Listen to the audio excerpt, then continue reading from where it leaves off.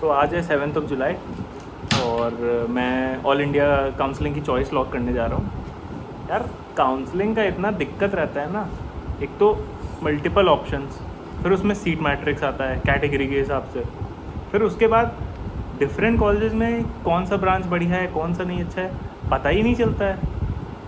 मतलब मैंने ट्राई किया कि लोगों के थ्रू नंबर मिल जाए, मुझे मिले भी कई लोगों के नंबर, मैंने बात भी किया, और कोई कह देता है साउथ में लैंग्वेज बैरियर आता है, नॉर्थ में टॉक्सिक हो जाता है। मतलब कुछ समझ में नहीं आता, कोई मतलब जेन्युइन इन्फो जल्दी देता ही नहीं है।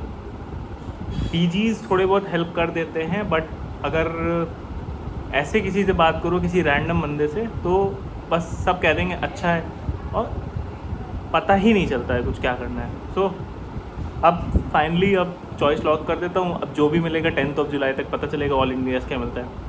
बाकी state counselling, I think UP की स्टेट काउंसलिंग 16 को मेरिट लिस्ट आएगी और 19 शायद 9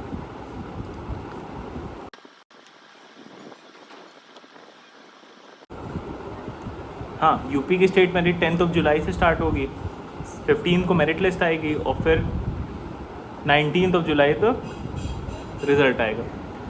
तो स्टेट में पता चलेगा कि स्टेट में मिलता है या नहीं मिलता है, या ऑल इंडिया से मिलता है। तो अभी बहुत हौच पौच है, और सबसे बढ़िया इशू काउंसलिंग के साथ ये रहता है कि काउंसलिंग में आप कुछ कर नहीं सकते हो, सब पूरा लक बेस्ड होता है कि आपके ऊपर वाला रैंक वाला बंदा क्या उठा रहा है क्या नहीं उठा रहा है, और आपके पास कौन सी सीट्स आ रही हैं।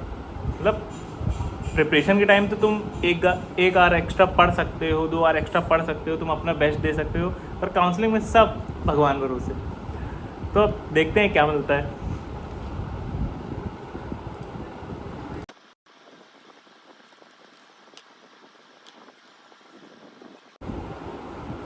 तो चॉइस लॉकिंग का कितना क्या रहता है कि आपको पासवर्ड डालना पड़ता है, फिर पासवर्ड के बाद OTP आता है। ये डबल वेरिफिकेशन बहुत सही चीज़ है। बाई चांस गलती से लॉक हो गया, आपने सही चॉइस नहीं भरी, तो एटलीस्ट ये चीज़ अवॉइड करता है।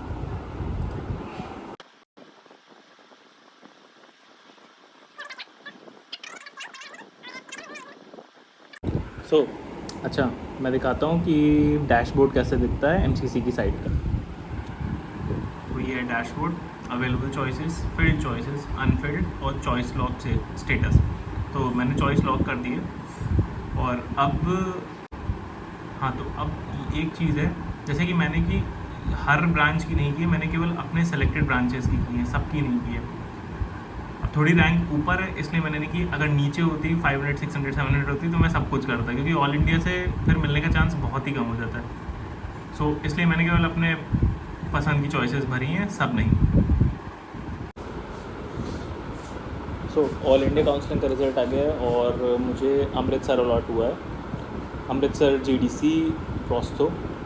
तो ऐसा नहीं है कि अमृतसर GDC मेरा कोई मतलब one of the first second choice था, थोड़ा नीचे का चॉइस था। बट मैंने एक चीज़ देखी कि लास्ट ईयर मुझे एक भी कॉलेज नहीं मिल रहा था। लास्ट ईयर मेरी 2160 रैंक थी, एक भी कॉलेज नहीं मिल रहा था, गवर्नमेंट कॉलेज नहीं मिल रहा था।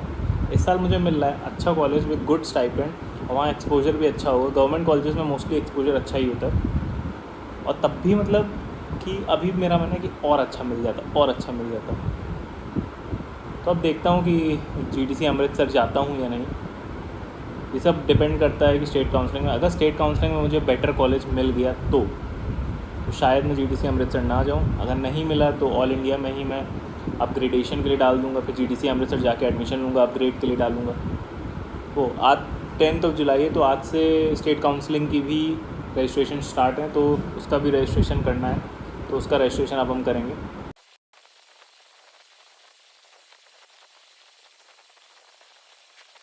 इस तरह दिखता है साइट।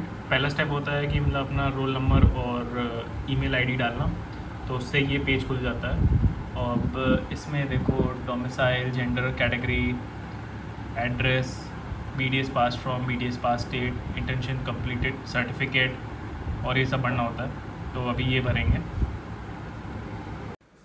काउंसलिंग टाइम एक चीज़ ध्यान रखना कि कुछ भी डिटेल भरो, कुछ भी नंबर डालो, रजिस्ट्रेशन नंबर, सर्टिफिकेट नंबर, वो अपने डॉक्यूमेंट से एक बार टैली कर लेना, क्योंकि वो नॉन एडिटेबल होता है। एक बार सबमिट हुआ तो एडिट नहीं होगा, चाहे आप कितनी भी कोशिश करें। काउंसलिंग का रजिस्ट्रेशन चार्ज 3000 रुपीज़ है आई थिंक पर राउंड, और और उसके बाद सिक्योरिटी मनी। गवर्नमेंट कॉलेजेस के लिए 30,000 है और प्राइवेट के लिए 1 लाख।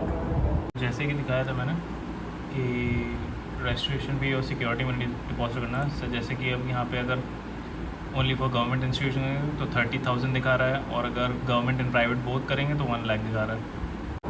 सो यूपी का काउंसलिंग का रजिस्ट्रेशन कर दिया है। अब वेट करना है 15-16 का जब मेरिट लिस्ट आएगी और चॉइस फिलिंग स्टार्ट होगी। एंड आई थिंक अलॉटमेंट शायद कब है,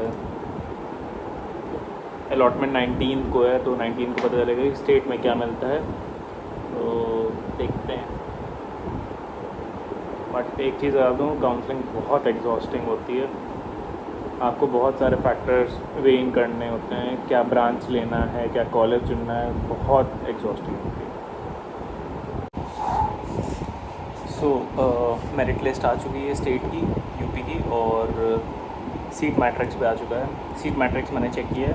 सीट मैट्रिक्स में मेरी ओबीसी कैटेगरी है, और सीट मैट्रिक्स में oral surgery, endo, ortho, pedo and oral medicine and radiology 5 seats आई हैं। एंड मेरिट लिस्ट में मेरी जनरल रैंक है 9 एंड कैटेगरी रैंक है 2nd। तो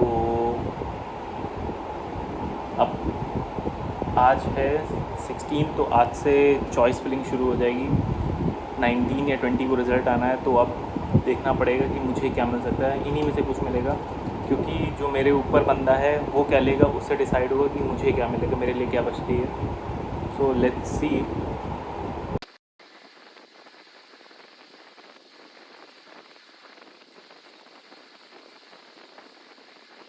सो ओके, मैंने लॉगिन कर लिया है। अब मैं दिखाता हूँ कैसा डैशबोर्ड दिखता है और क्या क्या अवेलेबल चॉइसेस हैं। सो केजीएमयू में मैंने चॉइसेस बता दी थी 5, और पेरियो की सीट्स और हैं Saifai, university of medical science Saifai में। सो आई शो यू। कुछ इस तरह का दिखता है डैशबोर्ड। ये अवेलेबल चॉइसेस है मेरी, और अब डिसाइड करूँगा कि क्या भरूँ क्या नहीं।